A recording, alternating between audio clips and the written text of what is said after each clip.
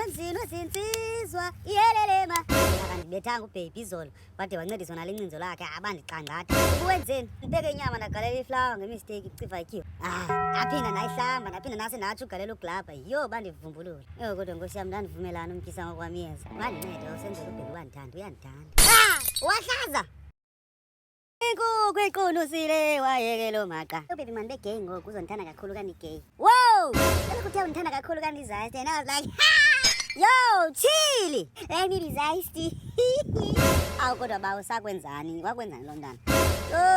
wahlaza yintoni mhlekazana sayingento yakho thandaza yo ha-a nam andizuyingena hayi ke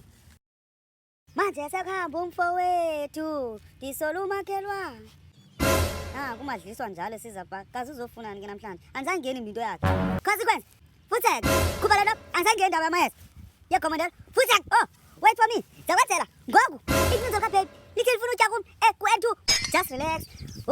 God is great. Yeah, it's your boy on the mic. Come